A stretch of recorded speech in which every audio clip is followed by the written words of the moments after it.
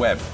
We tend to think about it as a worldwide phenomenon, but in fact the truly revolutionary potential of the web is as a local phenomenon.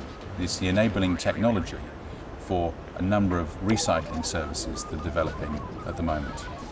Everybody always thinks about sustainability in the global sense, and how are we going to save the world, but in an individualist sense, you have to, and how people view it, they'll always view it from, first of all, their home, then it will be their high street, and then their town. Our world is in peril. Gaia, the spirit of Earth, can no longer stand the terrible destruction plaguing our planet. So online, there's a really good example of this.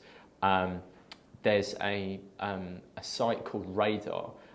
What you do is you enter your postcode or where you live, and it brings back from the internet everything that's happening within 1,000 feet from the postcode that you put in. So why would that be of interest to people? Well, what it can do is it makes an issue incredibly ultra-local, and only digital can do that. Freecycle's an interesting concept. I mean, in an age of where I literally have too many things to store in a physical space, this service allows me to take unwanted goods that I have and trade them. Freecycle is an online community where people can post items that they no longer want, and people can go there to find them, things that they need. And it's organised in 400 odd groups throughout the UK, and you join your nearest local group, and once you've joined you can just access the website and offer items you no longer need. So it literally is a grassroots organisation with very, very little management other than the structure which kind of holds it all together. It was conceived in the States by a guy called Darren Beal, who lives in Arizona, and he started it because he was really frustrated by seeing his beautiful desert landscape cluttered up with junk that was being dumped. And so he just started by emailing his mate saying, look, I'm getting rid of a computer, does anybody want it? We've got 5 million members, I think, around the world. I think it's in 81 countries now. In the UK alone, there are 1.5 million people busy reusing things because they want to keep things out of landfill. They want to do their bit for the environment. We had the most amazing things offered. Human knee bone was the weirdest thing.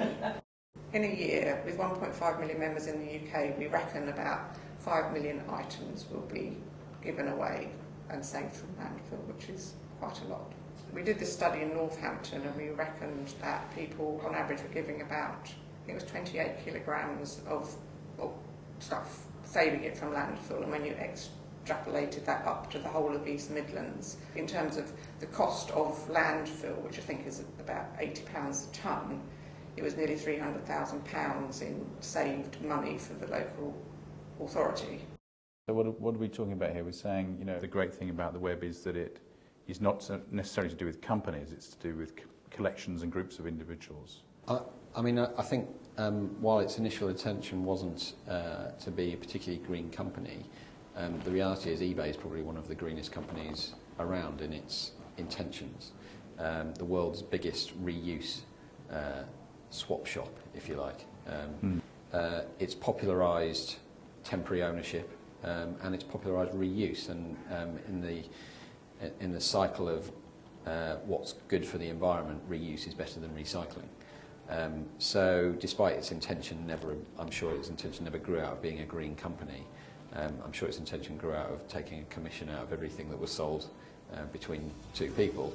It is an incredibly efficient and green way of transacting.